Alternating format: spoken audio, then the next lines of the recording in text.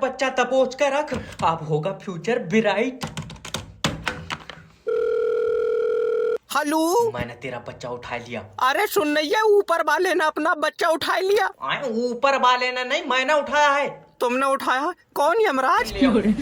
यमराज नहीं, किडनैपर जैब स्पीकिंग। उठा लिया मतलब किडनैप करा है यार। अच्छा, तू चाहता है कि ये तेरे बुढ़ापे का सहारा बने? हाँ 5 लाख रुपए दे।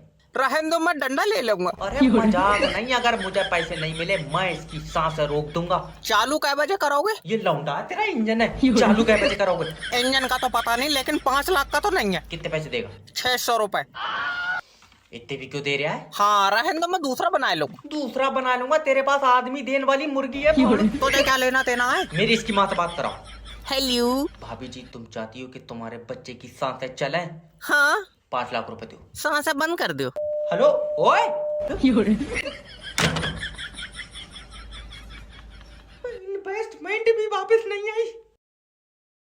बेगम जहां, अब जब आपने हमें छोड़ने का फैसला कर ही लिया है तो बेशक छोड़ दीजिए, हम आपके इस फैसले की कदर करते हैं। मगर जाने से पहले हम आपसे एक जरूरी गुफ्तगू करना चाहते हैं। जी फरमाइए नवाब साहब। जब हमारी पहली बेगम हमें छोड़कर गईं, तो उन्होंने हमें ये बेशकीमती अंगूठी दी, जिसे देखकर हम उन्हें आज भी याद करते हैं। जब हमारी दूसरी बेगम हमें छोड़कर गईं, तो उन्होंने हमें ये सोने के कंगन दिए, जिन्हें देखकर हम अपनी दूसरी बेगम को याद करते हैं। और आज जब आप हमें छोड़कर जा रही हैं, तो हम चाहते हैं ये जो आपके गले में लटका हुआ हीरो से जड़ा बेशकीमती हार है, वो हमें देकर जाएं, जिसे देखकर हम आपको याद कर सकें। नवाब साहब, आपकी ये बातें सुनकर हमारा दिल भर आया, पर अगर आपको हमें याद ही करना है तो आप ये सोच कर याद कर लीजिएगा कि आपने हमसे हीरो से जड़ा बेशकीमती हार मांगा था और हमने आपको दिया नहीं। पर फिक्र ना करिए नवाब साहब, हमने आपकी बची खुची रियासत से 70% हिस्सा अपने नाम करा लिया है, जिससे आप हमें ताउम्र याद रखेंगे। खुदा हाफिज नवाब साहब। बेगम जहां, अब विदा। आइए मोहतरमा। हकीम साहब। बस कलाई दिखाइए अपनी। दिल घबरा रहा है? जी। बैठा बैठा जा रहा है? जी। थकान महसूस हो रही है? जी। तुम्हारे सास ससुर आ रहे हैं तुम्हारे पास 1 हफ्ते के लिए रुकने। हाय अल्लाह, हकीम साहब इसका कोई इलाज नहीं है? कोई इलाज नहीं है। ये 2 गिलास करेले का जूस रोज सुबह पिला देना, शायद 2 दिन कम रुके। शुक्रिया हकीम साहब। हकीम साहब आदाब। आदाब। अरे बेगम, आप हमारे दवाखाने पे क्या कर रही हैं? हकीम साहब, आपका यूँ नब्ज देखकर बीमारी पहचानने के हुनर से तो हम कायल हो गए। पर एक बात बताइए, आपका ये नाम हकीम नजूमी क्यों पड़ा?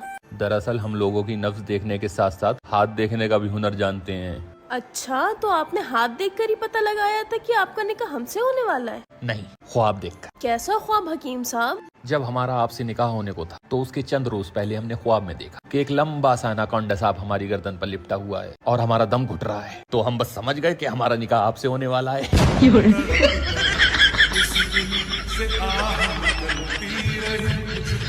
अगले मरीज को नवाब साहब जी। रुखसाना भी मुबारक हो, खुदा ने आपको बेटे से नवाजा है। खुदा का लाख लाख शुक्र है। ऐसे नहीं, पहले मेरा तोहफा लाइए। ये लीजिए।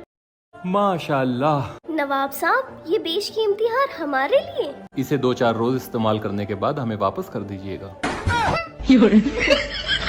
ओले ओले। बेगम जहां, आज आपने हमें बेटे की शक्ल में दुनिया भर की सारी खुशियां दे दी हैं। बहुत मुबारक हो आपको। आपको भी मुबारक हो नवाब साहब। ठीक है, आप आराम कीजिए, हम जरा होके आते हैं। कहाँ जा रहे हैं नवाब साहब? अपने बेटे का स्कूल में दाखिला कराने। आप होश में तो हैं? ये अभी अभी पैदा हुआ है, इतनी जल्दी कैसे पढ़ पाएगा स्कूल में? हम जानते हैं बेगम जहां कि ये अभी पढ़ नहीं सकता, मगर हमारी एक मजबूरी है। कैसी मजबूरी? सरकार ने फरमान जारी किया है कि दूसरा बच्चा जब पहला स्कूल जाए तब। बेगम जहां, ठीक है, लौटते वक्त हम आपके लिए ORS का घोल लेते आएंगे। ला ला ला ला ला ला, हे ऊपर वाले, मेरे पति को हमेशा मेरे पास रखना। अगरचे मेरा पति किसी लड़की के चक्कर में पड़े तो उसे अपने पास रखना। अरे मेरे पति परमेश्वर, आप आ गए, आओ मैं तुम्हें खाना दूं, तुम्हारी सेवा करूं, मेरा तो धर्म ही है ये पति की सेवा करना। आओ मेरे पति परमेश्वर, आओ आओ। मम्मी जी ये लो चाय। मम्मी जी, क्या मैं कुछ दिनों के लिए अपनी मम्मी को यहाँ बुला लूं? क्या रोज रोज मम्मी मम्मी करती रहती है? कोई जरूरत नहीं है मम्मी को बुलाने की।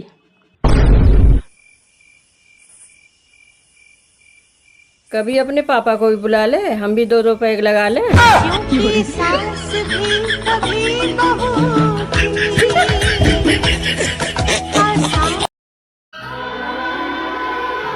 अरे शोना बाबू, जी मेरा दोस्त आया है, जरा 2 कप चाय बना दीजिएगा। अच्छा ठीक है, पर 1 मिनट जरा मेरी बात सुन लीजिएगा।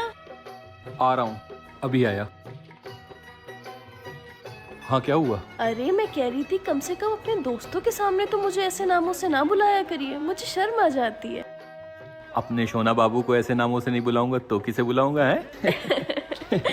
अच्छा आप जाकर बैठिए, मैं चाय बना कर लाती हूँ। ठीक है। और बताओ।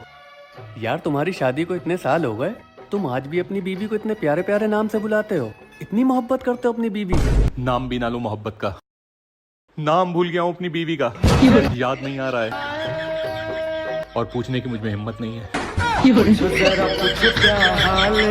ऊपर से शादी का कार्ड भी नहीं मिल रहा है।